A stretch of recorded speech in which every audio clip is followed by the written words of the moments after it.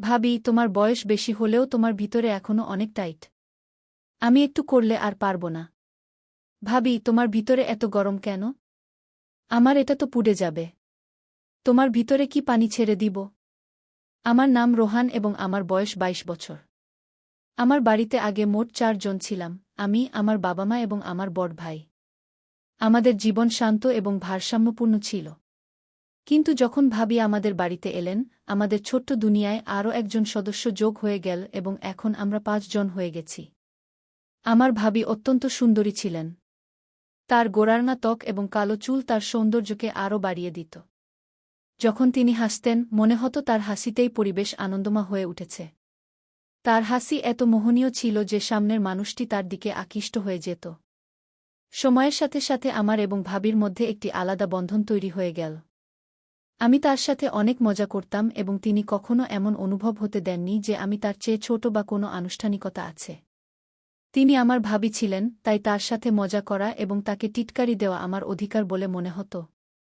মজার বিষয় হল, তিনিও এসব বিষয়কে অনেক ভালোবাসা এবং মজার ছলে নিতেন। অনেক সময় তিনি আমাকে এমন কিছু করতে বলতেন যা আমি কখনো ভাবতেও পারতাম না। তার কথা মেনে কিছু আলাদা করতে মজাও লাগত।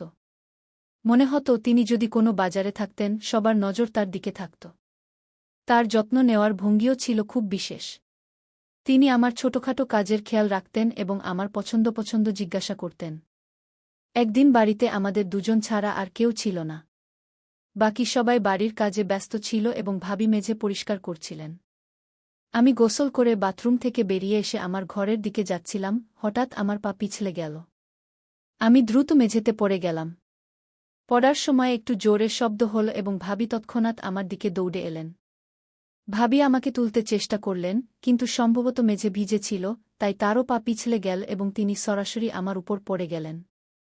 এখন আমরা দুজনেই মেঝেতে ছিলাম এবং তার চোখ সরাসরি আমার চোখের মধ্যে আটকে গেল। মনে হল যেন সময় থেমে গেছে। আমরা দুজনেই একে অপরের চোখের দিকে তাকিয়ে রইলাম।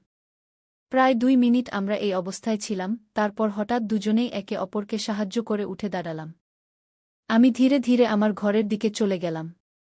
ঘরে বসে আমি ভাবলাম, সেই মুহূর্তের অভিজ্ঞতা কত অস্বাভাবিক এবং অদ্ভুত ছিল। কিছুক্ষণ পরে ভাবি আমার ঘরে এলেন।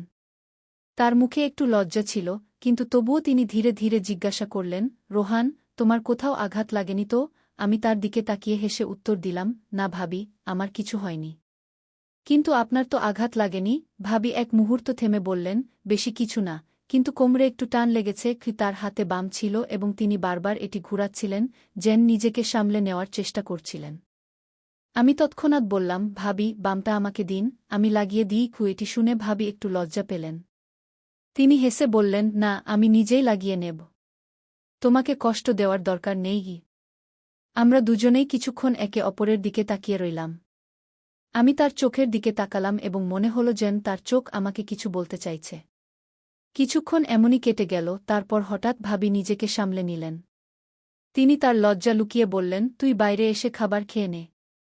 আমি তোকে খাবার দিয়ে দেব। আমি চুপ করে তার কথা শুনলাম এবং মাথা নেড়ে সম্মতি জানালাম। কিন্তু আমার মনে অনেক প্রশ্ন উঠছিল। আমি বুঝতে পারছিলাম যে তিনি ভেতরে ভেতরে অস্থির হয়ে উঠছিলেন। সম্ভবত তিনি তার অনুভূতিগুলো নিয়ন্ত্রণ করার চেষ্টা করছিলেন।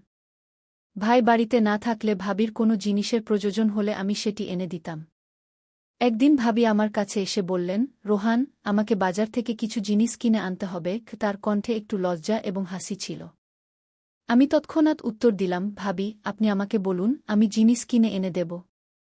আপনাকে কষ্ট করতে হবে না। ভাবি আমার দিকে তাকালেন এবং হালকা করে হেসে বললেন, না রোহান, জিনিসটা আমাকে নিজেই গিয়ে কিনতে হবে। তার কথায় এবং মুখের ভাবভঙ্গিতে কিছু বিশেষ ছিল। মনে হচ্ছিল যেন তিনি কিছু লুকিয়ে রাখছেন বা সরাসরি বলতে পারছেন না।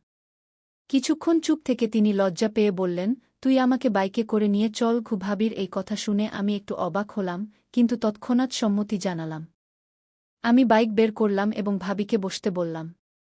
তিনি পেছনে বসতেই আমি কিছুক্ষণের জন্য আমার হৃদস্পন্দন অনুভব করছিলাম।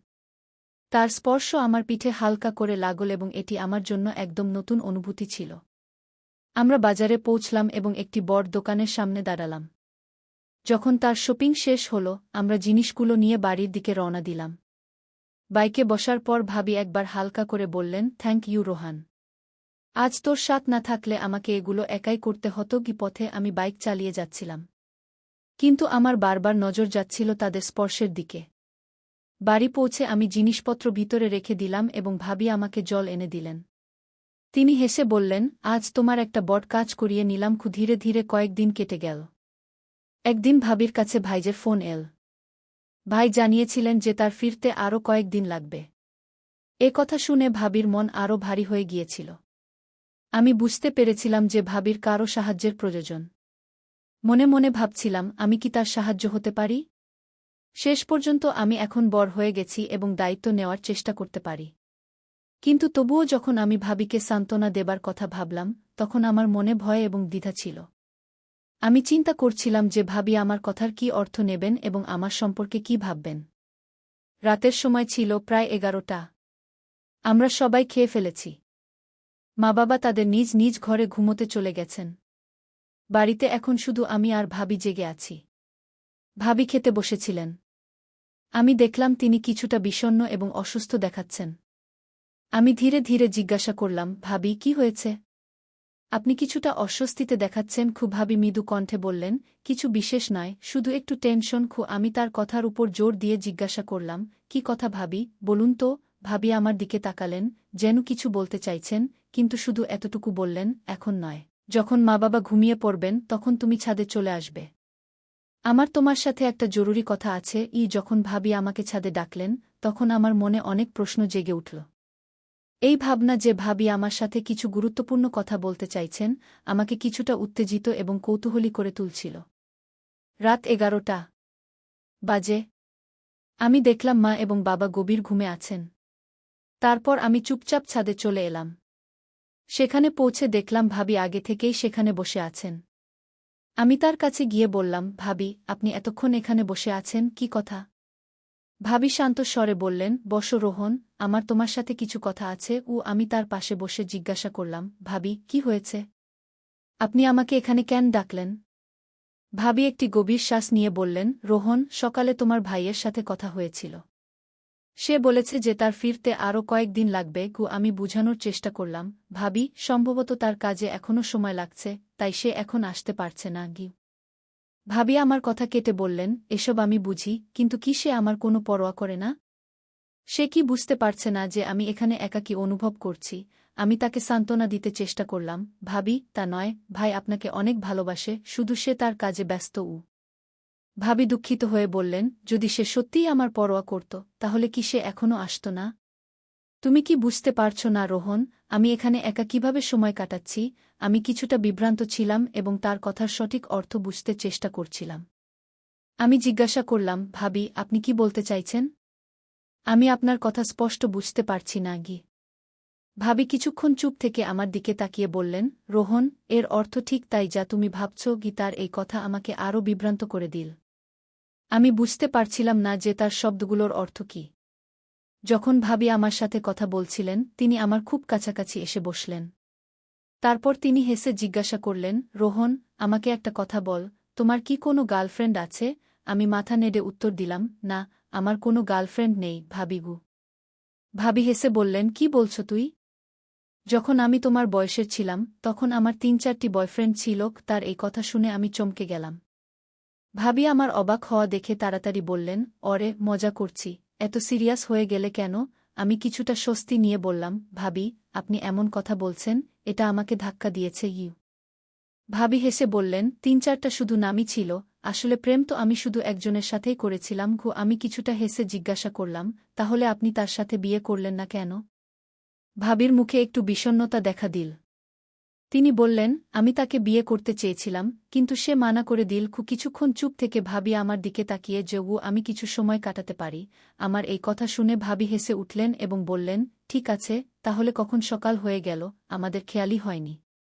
ভাবি বললেন, গত রাতটি আমার জীবনের সবচেয়ে স্মরণীয় রাত হয়ে উঠল। আমি আজ পর্যন্ত কখনো এত ভালো অনুভব করিনি।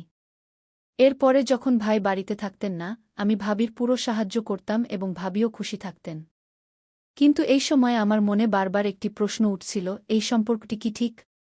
আমরা কি এই বন্ধনকে সমাজের চোখ থেকে লুকিয়ে রাখতে পারি? আমি ভাবির সাথে এই বিষয়ে খোলাখুলি কথা বলার সিদ্ধান্ত নিলাম। এক রাতে যখন আমরা আবার ছাদে ছিলাম, আমি আমার মনের কথা বললাম, ভাবি, আপনার কি মনে হয় না যে আমাদের এই সম্পর্ক নিয়ে ভেবেচিন্তে এগিয়ে যাওয়া উচিত? ভাবি আমাকে দেখে একটি গভীর শ্বাস নিয়ে বললেন, রোহন, আমি জানি এটা সহজ নয়, কিন্তু আমি চাই আমরা এই সম্পর্কটি আমাদের খুশির জন্য যাপন করি, সমাজের চিন্তা না করে। তার কথা শুনে আমার একটি অদ্ভুত বিশ্বাস জন্মাল। আমি অনুভব করলাম যে আমাদের অনুভূতি এবং একে অপরের প্রতি আকর্ষণ কোনো সামাজিক বন্ধন থেকে অনেক বেশি গুরুত্বপূর্ণ ছিল। এখন যখনই আমি ভাবির সাথে সময় কাটাই, আমি একটি নতুন শক্তি এবং খুশি পাই। আমরা দুজনেই একে অপরের সাথে খোলাখুলি হাসি, কথা বলি এবং আমাদের স্বপ্ন শেয়ার করি। এই অভিজ্ঞতা আমার জন্য একটি নতুন শুরু ছিল। ভাবি এবং আমি আমাদের জীবনকে নতুনভাবে যাপন করার সিদ্ধান্ত নিয়েছিলাম এবং এই যাত্রা আমাদের জন্য স্মরণীয় হয়ে উঠল।